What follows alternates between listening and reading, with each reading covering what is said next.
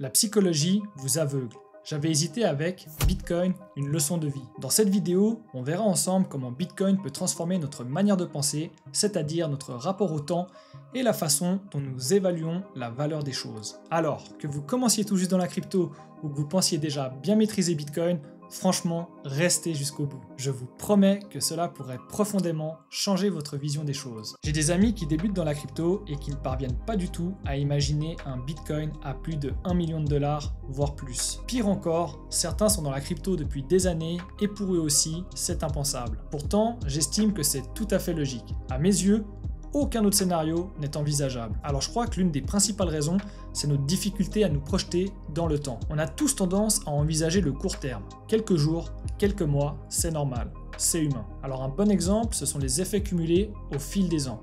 Est-ce que ça vous est déjà arrivé, avec 10 ans de recul, de vous dire « si on m'avait dit ça en 2015, que je ferais peut-être ceci ou cela en 2025 », je ne l'aurais jamais cru. C'est exactement ce qui arrive avec toute technologie de rupture. Regardez Internet, le téléphone, la voiture.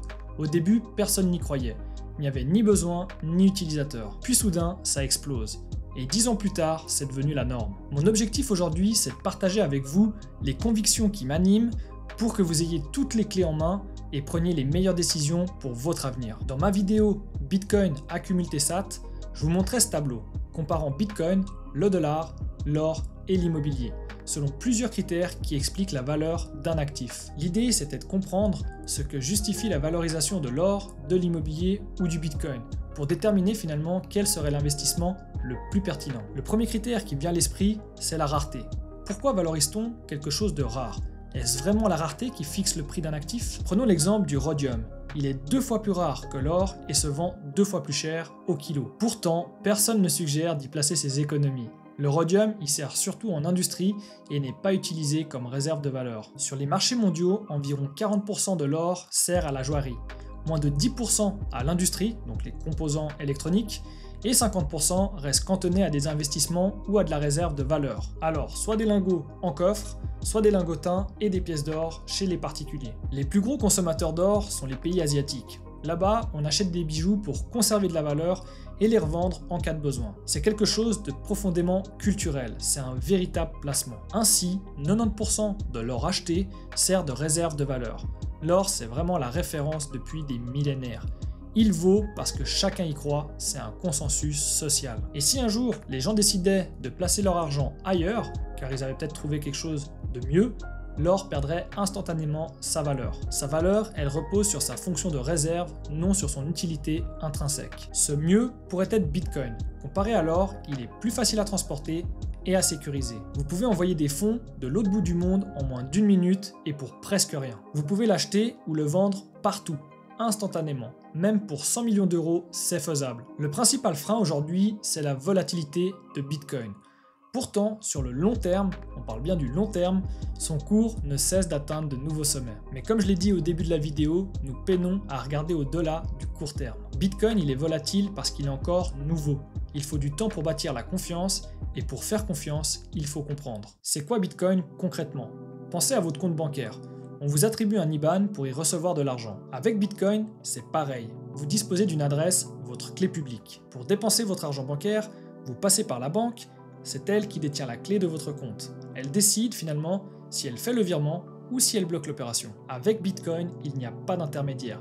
C'est vous qui détenez la clé privée de votre compte. C'est un mot de passe ultra sécurisé. Tant que vous gardez cette clé privée, personne ne peut vous empêcher d'envoyer vos Bitcoins. Mais alors, où sont stockés les Bitcoins?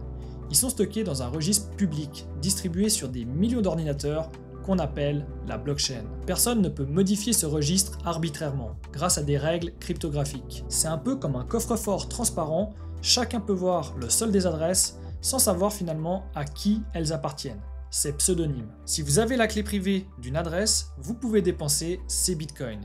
Si je vous montre par exemple cette adresse, et que vous allez consulter un explorateur de blockchain, vous verrez qu'il y a 103 bitcoins dessus. Ça veut dire que si quelqu'un possède la clé privée de cette adresse, il pourrait immédiatement dépenser ses bitcoins. Au prix actuel d'environ 100 000 $ par bitcoin, ça représente près de 10 millions de dollars. Cette adresse, ce n'est pas une adresse comme les autres.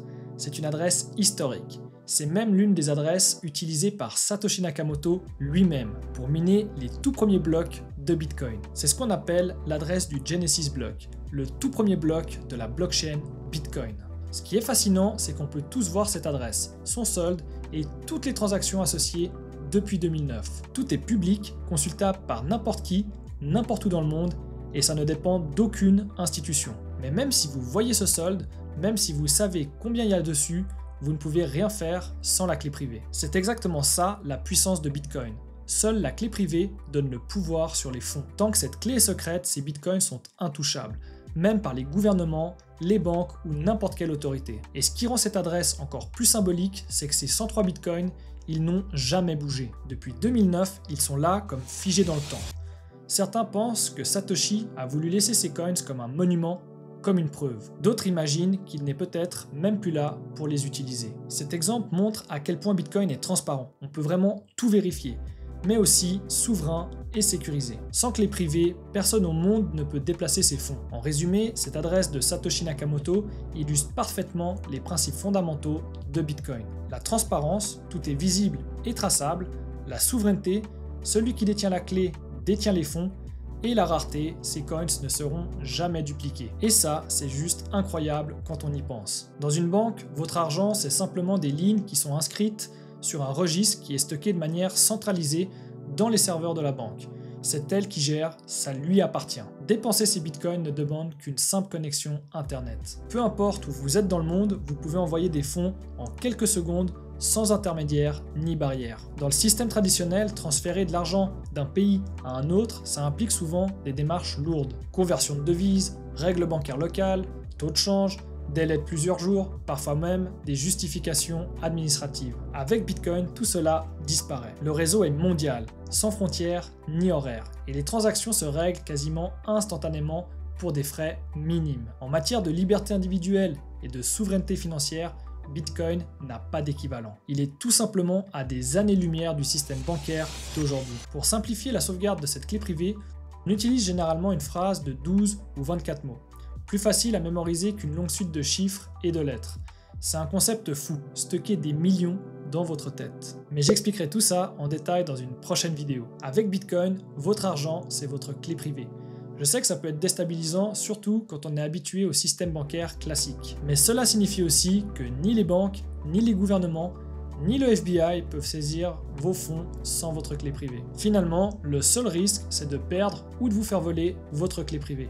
Alors là, adieu vos bitcoins, car aucun service client ne pourra la récupérer. On estime aujourd'hui que plus de 4 millions de bitcoins sont déjà perdus à jamais. Sur un total limité à 21 millions, il n'en reste qu'environ 17 millions en circulation. Aujourd'hui, pour faire une petite comparaison, il y a environ 60 millions de millionnaires dans le monde. Et du coup, si chacun de ces millionnaires voulait acheter un bitcoin, ce n'est pas possible. De plus, des entreprises et certains États accumulent massivement. Plus le temps passe, moins il y a de bitcoins disponibles. Heureusement, vous n'avez pas besoin d'un bitcoin en entier. Chaque bitcoin peut se diviser en 100 millions d'unités qu'on appelle des satoshi. Sécuriser sa clé privée. Votre clé privée doit être protégée. Pas de copier-coller dans un fichier, ni de stockage sur Internet. Vous avez sûrement déjà entendu la phrase « Not your keys, not your coins ». Les plateformes d'échange, elles sont pratiques pour débuter, mais confier ses clés privées, c'est un risque. Si vous préférez un garde-fou, je vous recommande Swissborg, l'application la plus simple et la plus sécurisée selon moi. Et en plus, en utilisant mon lien de parrainage qui se trouve dans la description, vous recevrez un ticket à gratter qui peut valoir jusqu'à 100 €. Alors franchement, pour être franc avec vous, la plupart du temps, les gens reçoivent entre 5 et 25 €, ce qui n'est pas finalement si mal. Mais j'ai des amis et des connaissances qui ont déjà réussi à avoir 50, 75 et plus, donc c'est vraiment une loterie. Si vous débutez, c'est moins risqué que de gérer vos clés privées, mais attention, cette règle, elle est valable uniquement pour les débutants. Voilà, je pense qu'on a fait un petit peu tout le tour. Et si tu es encore là à cette étape de la vidéo, je te dis merci et que la force des Satoshi soit avec toi.